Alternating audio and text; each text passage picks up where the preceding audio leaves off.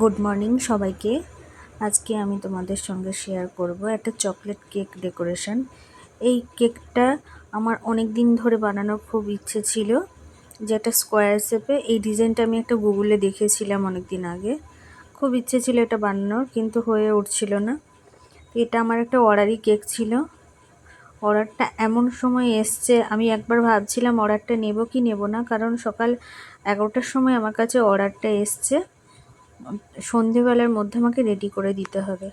তো অর্ডারটা নেওয়ার সময় ভাবছি যে এটা কি আমি দিতে পারবো, কারণ আমার কিছু জিনিস আমার কাছে ছিল না। তো অনেক দোটানায় পড়ে তারপরে ভাবলাম যে না, নিয়েই ফেলি, ও ঠিক হয়ে যাবে। যেমন কথা সেই রকম কাজ। সঙ্গে সঙ্গে চলে গেলাম দোকানে, কিছু দরকারি জিনিসপত্র কিনে নিয়ে এসে দুপুরে ভাত খাওয়া দাওয়া করে বসে পড়লাম কেকটা বানাতে। কেকটা বানানো কমপ্লিট হয়ে গেল। সত্যি বলছি, আমি এত তাড়াহুড়োর মধ্যে আমি কেক বানানোর রেসিপিটা নিতে পারিনি।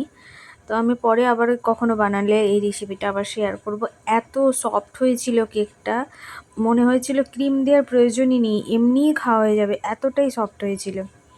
তো আমি কেকটাকে 3টে লেয়ারে কেটে নিয়েছিলাম, দিয়ে মাঝখানে দেখো, এটা যেহেতু চকলেট কেক, তো আমি একটু স্ট্রবেরি ক্রাশ ইউজ করছিলাম।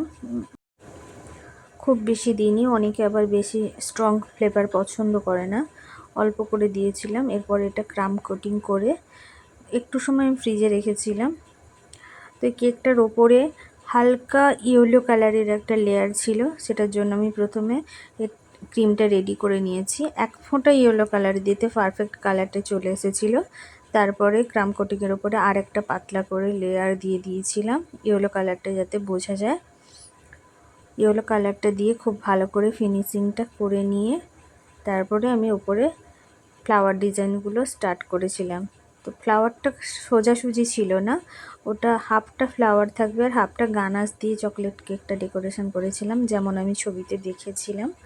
তো ওই জন্য আমি নাইফটা দিয়ে একটা সোজা মার্ক করে নিয়েছিলাম, যাতে আমার ডিজাইনটা এদিক ওদিক না হয়ে যায়। চকলেট গানাশটাও রেডি করে নিয়েছিলাম এরই ফাঁকে।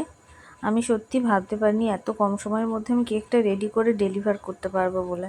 যদি এটা আমার বাড়ির কাছাকাছি ডেলিভার ছিল অর্ডারটা, তো সেরকম কোনো অসুবিধা হয়নি। আমার টাইমের অনেক আগেই কেকটা রেডি হয়ে গেছিলো এবং চাইছিলাম যাতে কেকটাকে একটুক্ষণ ফ্রিজে রেখে আমি ডেলিভার করতে পারি। তো সেইভাবেই আমার হয়ে গেছিলো।